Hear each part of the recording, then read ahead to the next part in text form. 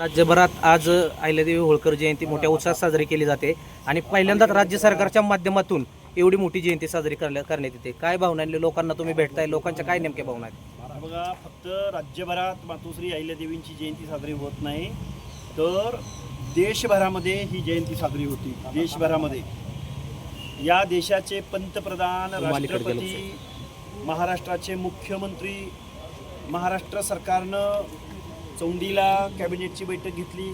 मध्य प्रदेश सरकारनं अनेक शहरांमध्ये कॅबिनेटच्या बैठका घेतल्या. अहिल्यादेवी होळकरांचं कार्य आणि 300वी जयंती हा दुग्ध शर्करा योग आहे आणि ही जयंती महाराष्ट्रात नव्हे तर देशभर साजरी. गेल्या 2 दिवसापासून अजित पवारांवरती सातत्यानं तुम्ही टीका करताय.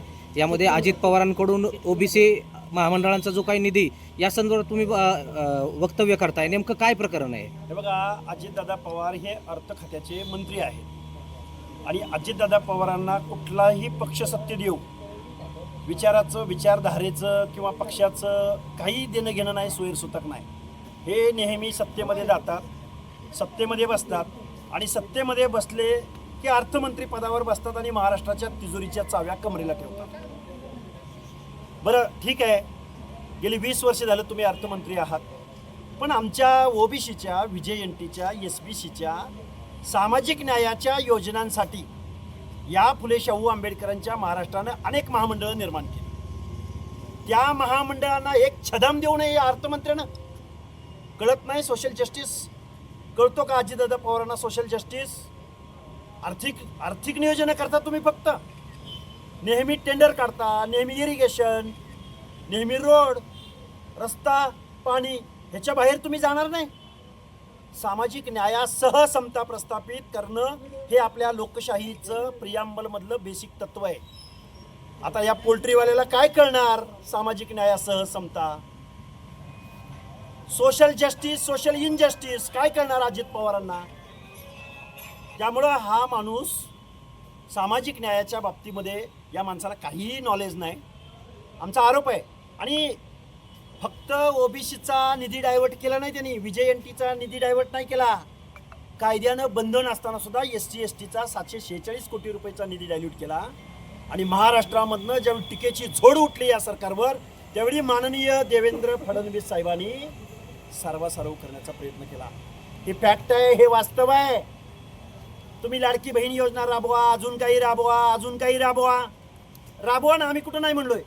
अरे पण जे सामाजिकदृष्ट्या मागास आहेत, ज्यांच्या स्कॉलरशिप थांबलेल्या आहेत, महाज्योतीला पैसे मिळत नाहीत, अजितदादा पवार तुम्ही सारथीची एक मोठी बिल्डिंग उभी केली पुण्यामध्ये. महाज्योतीला साधं कार्यालय नाही. काय मागितलं आम्ही?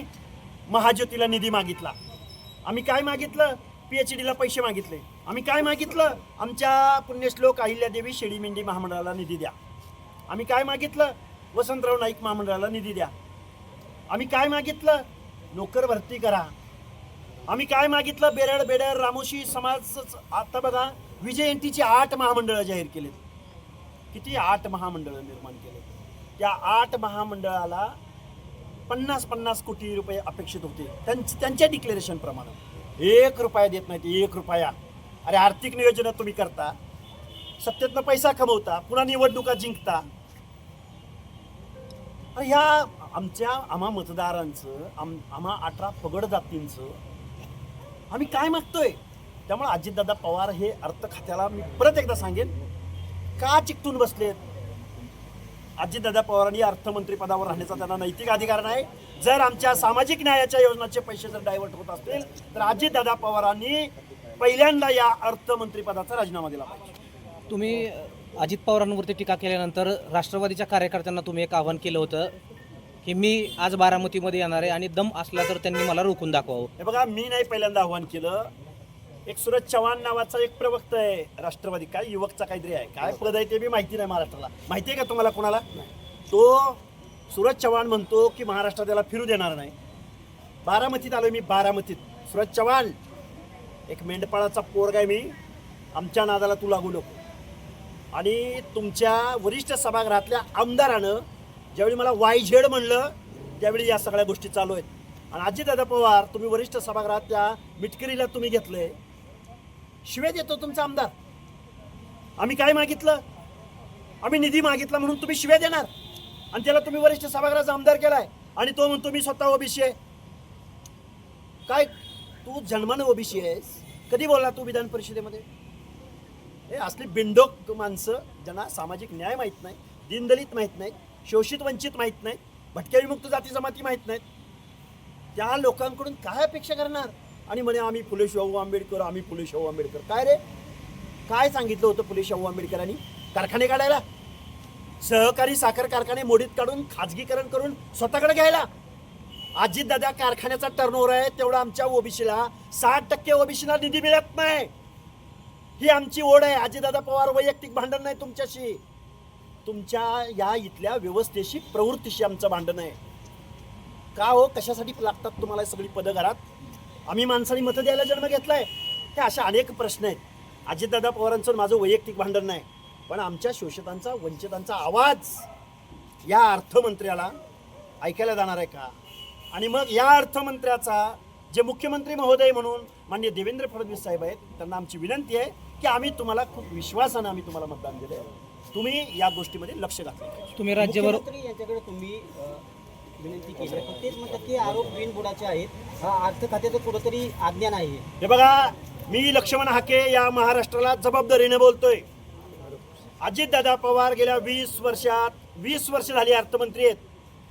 या फुले शाहू आंबेडकरांच्या महाराष्ट्रामध्ये 1% वर जर ओबीसीला निधी जर दिला असेल तर मी उद्या जाहीररित्या सगळे आरोप मागं घ्यायला तयार आहे. जर 1% बजेट जर महाराष्ट्रातल्या 60% लोकांना दिलं जात असेल तर अमोल मिटकरी, कोणते चव्हाण, कोणते घासलेट चोर, काय तो मिटकरी, 1% बजेट, लाज वाटते लाज. फुले शाहू आंबेडकरांचा महाराष्ट्र म्हणता काय तुम्ही? 1% बजेट देता? अरे तुमचा एखादा कारखाना बंद पडला तर 100-125 कोटी लगेच देणारी तुम्ही अवलादी. त्यांना भाजप येऊ द्या, शिवसेना येऊ द्या. उद्धव साहेब ठाकरे मुख्यमंत्री झाले, अजितदादा पवार अर्थमंत्री, त्याचा किंगमेकर शरदचंद्रजी पवार, देवेंद्रजी फडणवीस मुख्यमंत्री झाले, त्या मंत्रिमंडळात अर्थमंत्री अजितदादा पवार, शरद पवारांचे अमित शहाजी, नरेंद्र मोदीची संबंध, हे सत्तेच्या बाहेर कधी राहिले? अरे जे सत्ताधारी आहे, जे धोरणं राबवतात, जे गोरगरिबांच्या टाळूवर मिऱ्या वाटतात, त्यांनाच बोलणार ना. आम्ही कुणाला बोलायचं? पवारांना नाही बोलायचं? सुप्रिया सुळे, अजितदादा पवार, रोहित पवार, सुनेत्रा पवार, का बारामतीमध्ये दुसरं कोण नाही? कसलं नेतृत्व आहे? त्यामुळं हा प्रश्न त्यांनाच विचारा. धन्यवाद, थँक्यू.